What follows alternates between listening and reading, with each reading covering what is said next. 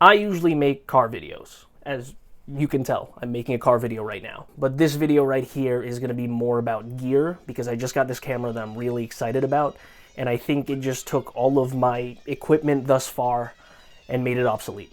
So let's talk about it. If you're new to the channel, my name is Kyle. I'm a car guy who used to make videos for fun as a hobby, and through some luck and some hard work has turned it into a career. I've been making videos and content for over 10 years now. What's something that started as a hobby to motivate me to get out and experience more and share more stories has really turned into my profession, which is an amazing thing to say. And that being said, over the years, I've gathered some gear that has let me do just that. But what I found was the more of a profession it turned into, the more of a career it turned into, the less I was making YouTube videos, the less I was making videos for me or for my audience, which really sucks. And I've been spending all this time trying to figure out what exactly was causing that. You know, first I thought, oh, it's a new job, I just have to get adjusted to the workload. But even after finding my groove, I still wasn't motivated enough to pick up the camera and film and vlog the way I used to. And then I thought maybe it was the editing. You know, you edit for 8 hours a day, it might not be as enticing to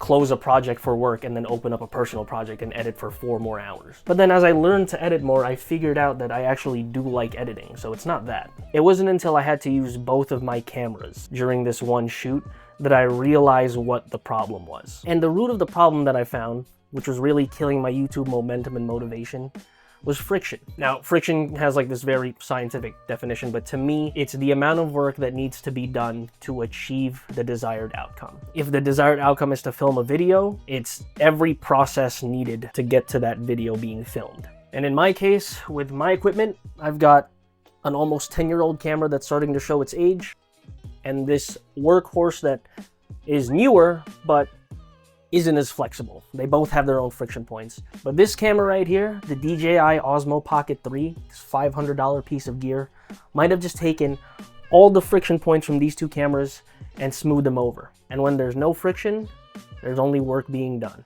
But before I talk about the Osmo Pocket 3, let's talk about my current gear, what I use it for, and the friction points that they have. Starting with Canon 70D. This camera right here is and has been for the last 8 years my daily shooter. This has been my vlogging workhorse. This is the first big camera that I purchased, and it's been everywhere with me. It's been to several countries. As you can tell from the loose microphone and the tape on the lens, this thing has seen better days, but it has put out consistently good work. I bought the body of the camera for $700 in 2015. And then I actually couldn't afford a lens, so my brother stepped up and got me this 10 to 14 wide angle lens. And I've used this lens since, and it has yet to fail me, so shout out to my brother. This mic is relatively new. I used to have a Rode mic, but that died, so I've replaced it with this looser fitting one, which is kind of annoying, but yeah. This camera was amazing in its prime. It had super fast autofocus, it had great color, shot 1080-60. The wide angle let me capture everything that I wanted to capture, and is literally one of the tools that built this channel. But now that I've had this camera set up for almost 10 years, it's really starting to show its age, and the friction points are only getting rougher. For example, the autofocus doesn't feel as snappy as it used to. This microphone jack is definitely jacked up in that if you bump this or move it while video's being recorded, the feedback that it will put into the video will just blow your eardrums out. And most recently, the thing that really stopped me from using this daily is I had to take this to a shoot as a backup camera, and lo and behold, I needed it. And even with full batteries, for some reason it wasn't registering that it was charged. And I have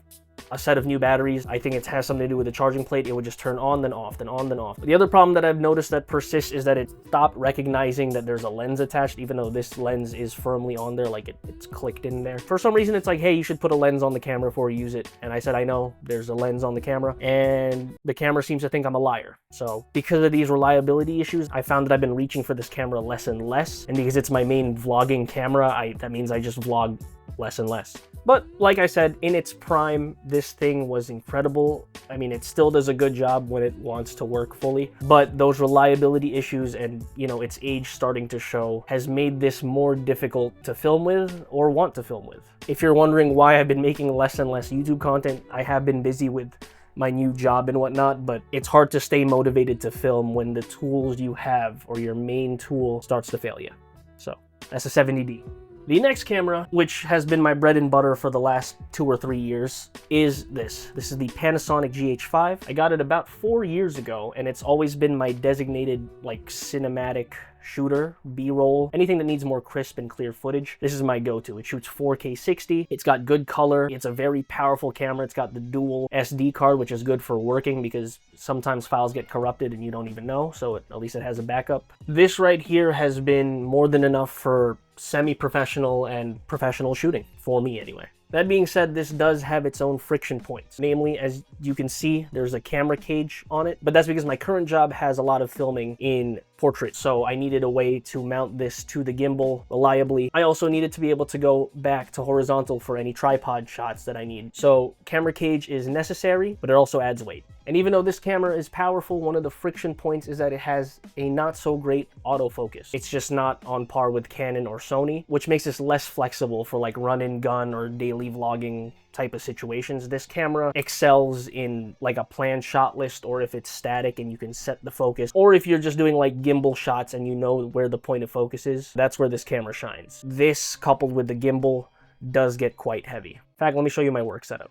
This right here is the work setup. It's the Ronin RSC2 side grips to, you know, to take the strain off the wrist, and then this like rear chainsaw grip right there. You know, using this for short bursts isn't terrible, but when you're using this for 8 hours a day, it can get pretty heavy. And the other issue is because it's a little bit bulkier, filming in cars, especially like inside more expensive cars, does get a bit sketchy because you have to be aware of like everything that's sticking out and you don't want to scratch anything. So this is a really powerful tool, especially the way I have it set up, but because it's a designated work camera, it's always in some sort of configuration like this, which means not very lightweight and requires some setup anytime I want to use it. That, coupled with the lack of good autofocus and the fact that it's not great in low light, makes this a miss for daily vlogging or run and gun shooting or anything that requires more flexibility. But this thing is a powerhouse for cinematics. So those are my two main shooters, and obviously some of the gear or all the gear is outdated. I'm not some sort of guy who has to have the latest and greatest all the time. I'm just not that kind of person because, one, I'm not made of money.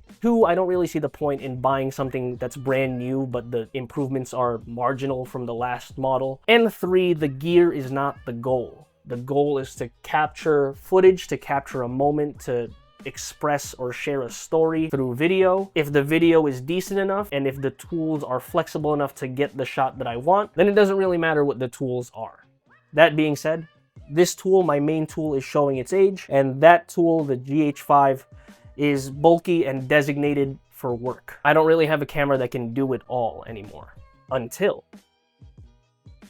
this bad boy right here. This $500 camera. I mean, I've been doing a lot of research and watching all the videos on it. From what it seems like, the DJI Osmo Pocket 3 might just be the key to the daily camera that I need, and it might just be powerful enough to rival the GH5 in terms of functionality. This Canon, flexible, great autofocus, good color, excellent daily vlogger. Showing its age though. This, lightweight, great color, fast autofocus, according to the videos. I haven't really put it to the test yet. And just built, literally built to be a vlogging camera, a daily camera. But more than that, it's powerful. 4K 60 or 3K 60 when you're filming in vertical. But this right here has all the best qualities of this and all the best qualities of this with the gimbal and all. 4K 60, 4K 60. So it seems like it just took all the friction points I had with this being not flexible and too bulky, but having the power I need, and the 70D being light and reliable with great autofocus and decent low light, and put it into one package. This. And put it into this. So with some testing, I think this might actually be the new and best successor to my daily vlogging rig, but also powerful enough to rival my designated work camera. And if it can do that, then I will be making videos all the freaking time. But that's enough of the gear talk and intro. The next thing I want to do is take this out to film the Camaro. And if this can rival this, then I'll do a follow-up video and see if I can take this to work with me and see if you guys can spot the difference. All right, so here's the deal. We got a random break in the clouds. It's been gloomy all day. So I'm just gonna take the Camaro out real quick and I wanna see how this does for vlogging and I'm gonna take it to a nice spot and film a quick little cinematic so we can see what this camera is capable of. All right, we are on our way. Wow, what a world of difference to have something so lightweight and so powerful.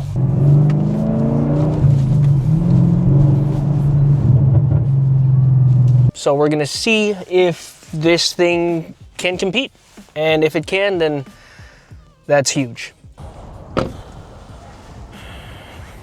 Got the Mustang right there. Wow, wow, very, very smooth.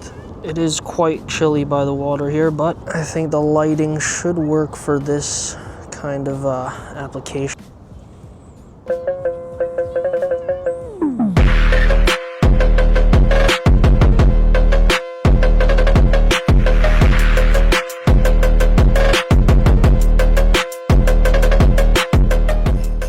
All right, so future Kyle here, taking a break from my workday to finish up this video. That is some crazy clear footage. I have not altered this footage. What you see is exactly what the DJI Osmo Pocket 3 captured. And I can tell you now pretty definitively that this piece of gear right here is a game changer. It's light, it's powerful, it's fast, the autofocus is crazy. This piece of gear is inspiring me to film even more. I wanna follow through and do that Osmo Pocket 3 versus professional setup rig video. I want to take this thing out to film some content of the Camaro, maybe a whole content day with the Camaro. I wasn't expecting it to look that good, especially because in the little viewfinder, in a more compressed form, you can't really tell just how high the quality of the footage is, but seeing it now on this big screen I'm blown away. I'm blown away. DJI knocked it out of the park with this one. For my car guys, you're going to be seeing a lot more car content because it's much easier to make with this setup. Just wait, because we are